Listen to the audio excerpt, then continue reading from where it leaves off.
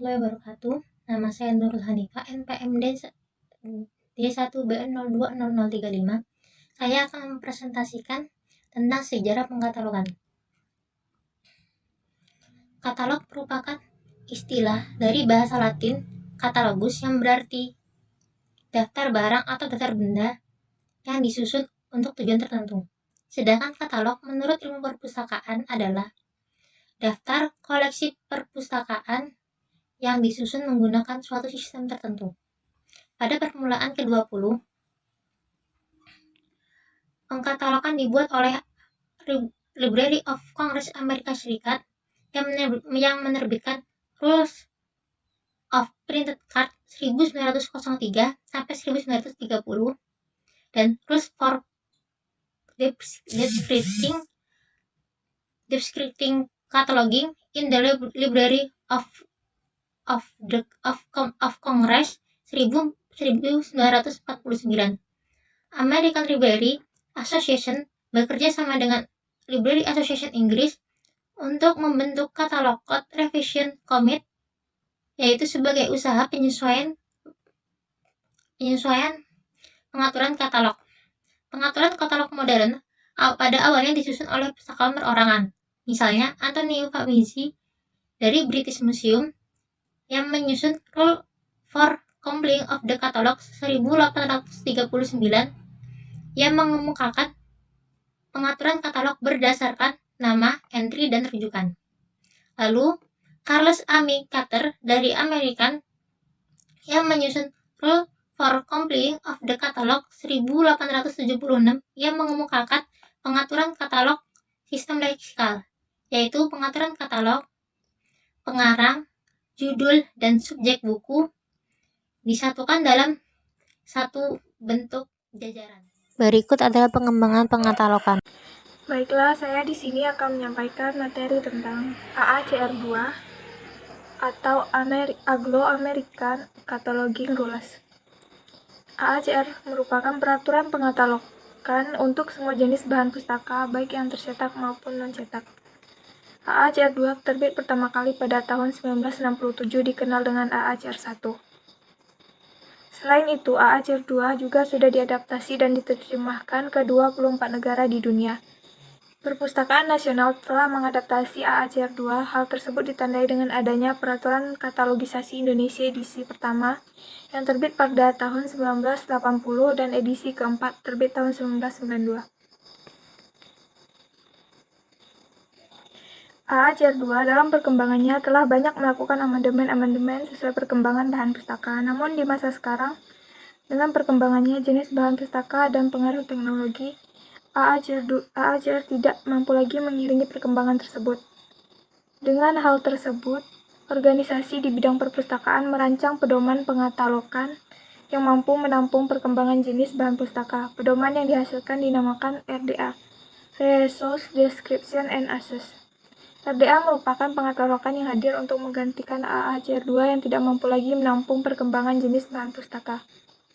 RDA adalah suatu standar untuk deskripsi dan akses baru yang dibuat untuk menggantikan AACR pada tahun 2009.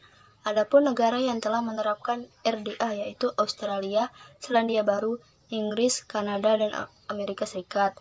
RDA juga akan diadopsi oleh Jerman dan Prancis yang saat ini masih menggunakan bahasa pengkatalogan deskriptif tersendiri.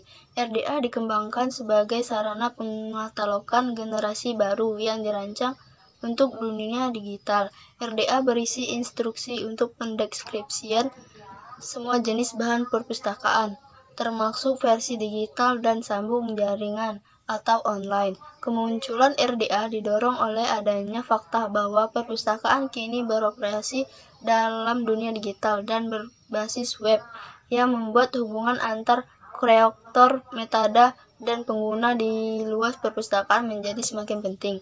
Adapun prinsip dan tujuan RDA. Prinsip RDA yang pertama, diferensiasi, yang kedua, kecukupan, yang ketiga, hubungan, yang keempat, representasi, yang kelima, akurasi, yang keenam, keterkaitan, yang ketujuh, pilihan bahasa, yang kedelapan, pemanfaatan secara umum atau praktek, yang kesembilan, keseragaman, Tujuan RDA yang pertama yaitu responsif terhadap kebutuhan pengguna, fleksibel, dan efisiensi biaya. Yang keempat, keberlanjutan. Assalamualaikum warahmatullahi wabarakatuh. Nama saya Zefri Alberdi, NPM D1B020045. Saya akan mempresentasikan hasil peta konsep dari kelompok 3, yaitu perbedaan-perbedaan antara AACR2 dan RDA. Adapun perbedaan-perbedaan AACR2 dan RDA antara lain yaitu yang pertama, AACR2 masih terbit dalam versi cetak, sedangkan RDA terbit dalam bentuk cetak dan sambung jaring. Yang kedua, AACR2 dibagi berdasarkan bahan perpustakaan, sedangkan RDA sudah netral, tidak berdasarkan jenis bahan perpustakaan lagi. Yang ketiga, AACR2 tingkatan deskripsi, sedangkan RDA tidak menggunakan tingkatan deskripsi lagi.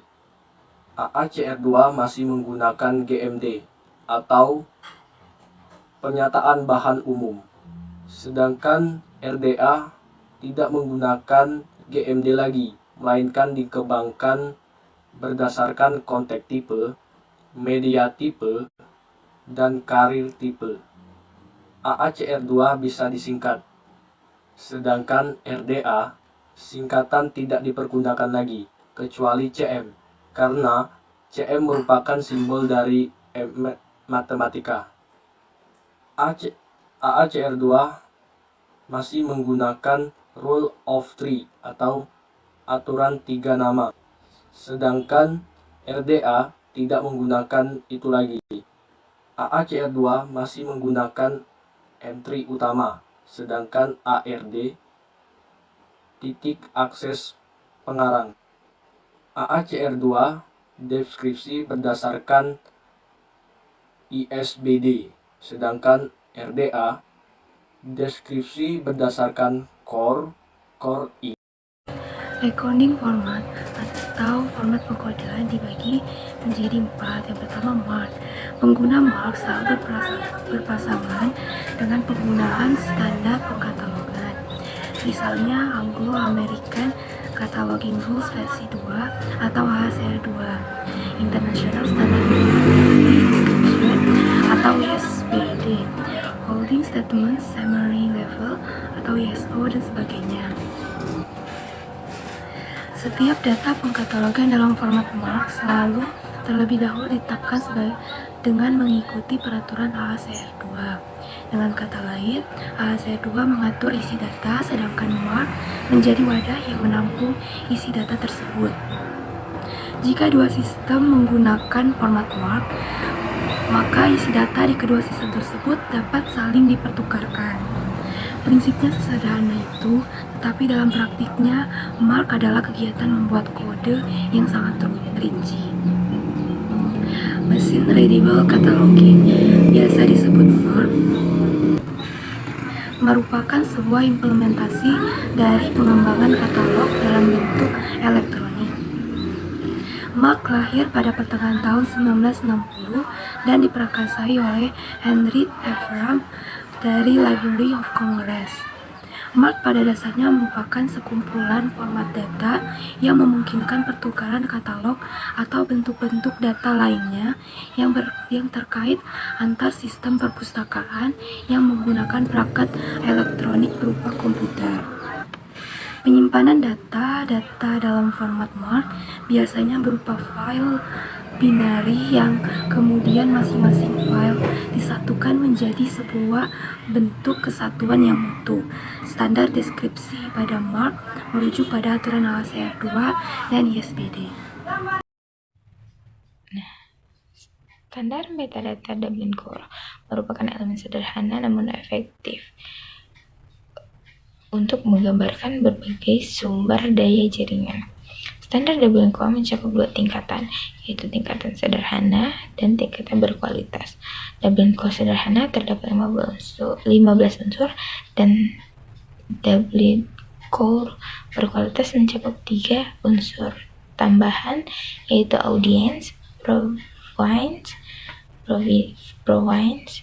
and rights holder, serta terdapat kelompok penyempurnaan unsur disebut kualifikasi yang memperbaiki elemen semantik dalam cara-cara yang berguna dalam menemukan sumber daya baru. Dublin Core mengatur elemen dasar yaitu judul, subjek, deskripsi, jenis, sumber, hubungan, cakupan, penulis, penerbit, hak cipta, tanggal format, identitas, bahasa, dan sumber. Dublin Core Metadata Initiative atau DCMI telah menetapkan standar untuk penyempurnaan elemen dan mendorong penggunaan skema encoding dan kosakata. Resource Description Framework atau RDF adalah infrastruktur yang mempermudah pengodean, pertukaran, dan penggunaan kembali metadata teks struktur. RDF merupakan aplikasi XML. RDF dirancang untuk penggunaan dan perpanjang semantik metadata antara masyarakat informasi yang berbeda. RDF diyakini dapat mendukung pengodean dan pertukaran metadata yang berbeda-beda. Assalamualaikum warahmatullahi wabarakatuh. Perkenalkan, nama saya Dara Oka Himalaya dengan NPM D1B020053, Prodi Ilmu Perpustakaan dan Sains Informasi, Fakultas Ilmu Sosial dan Ilmu Politik. Baiklah, di sini saya akan mempresentasikan tentang MODS. MODS Metadata Object Description Schema merupakan skema untuk suatu set unsur bibliografi yang dapat digunakan untuk berbagai tujuan, khususnya untuk aplikasi perpustakaan. Standar tersebut dikelola oleh Network Development and MARC Standards Office dari Library of Congress, dibantu oleh para bidang pengawas bibliografi serta berbagai masukan dari para penggunanya. Itulah presentasi dari saya. Wassalamualaikum warahmatullahi wabarakatuh.